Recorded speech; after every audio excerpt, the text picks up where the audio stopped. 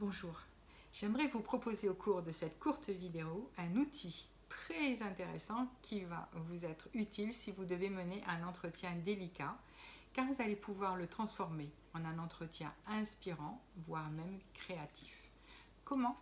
Eh bien, en comprenant comment fonctionne une question dans notre cerveau. C'est ce qu'on appelle la neurologie de la question.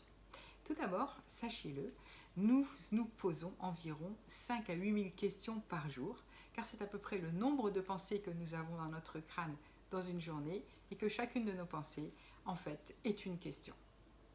Il va falloir aussi retenir un point qui est extrêmement important, c'est que notre cerveau n'a pas d'humour. Si nous nous posons des questions à caractère négatif, nous obtiendrons des réponses à caractère négatif et nous allons même pouvoir développer un état anxiogène. Rappelez-vous, c'est 5 à 8 000 questions par jour qui circulent. Alors, comment est-ce que cela fonctionne?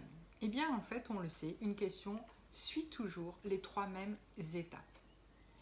La toute première, elle est très simple. Si je vous demandais, là à l'instant, où se trouve la bouteille de lait dans votre frigo? Ou quelle est la sensation que vous avez dans votre jambe gauche? Je suis sûre qu'immédiatement vous avez la réponse qui est arrivée. Ce que je viens de faire, c'est que je viens de changer votre focus de manière instantanée. C'est la première action que produit une question. Maintenant, si je vous demandais où avez-vous passé vos vacances d'été il y a 2 ans? Eh bien, vous allez commencer à aller chercher dans votre base de données et à trier et filtrer ces données. C'est la deuxième action que pose une question. Et ça se passe dans ce sens-là. Et enfin, du coup, ça va produire un résultat. Vous allez pouvoir me dire où se trouve la bouteille de lait, où vous avez passé vos vacances il y a 2 ans. Donc le troisième point, c'est qu'on obtient toujours un résultat.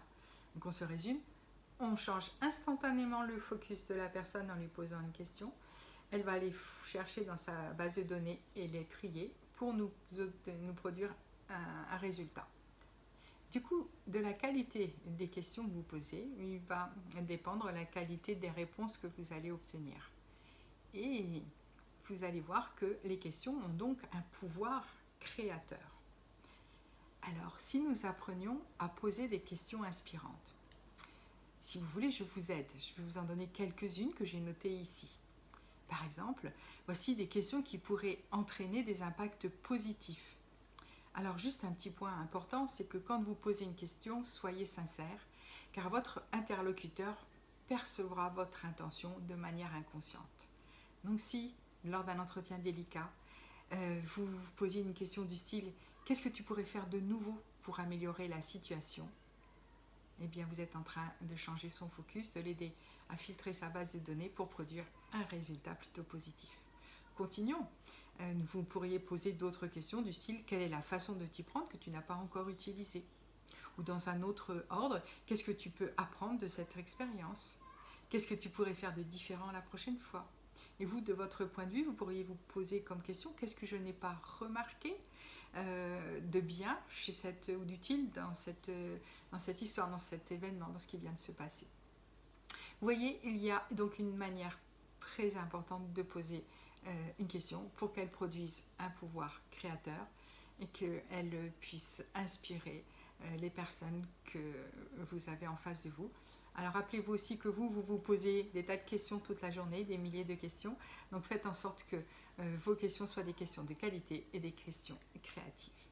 J'espère que cet outil va vous être très utile. Je suis sûre qu'à présent, vous ne poserez plus jamais une question de la même façon. À bientôt.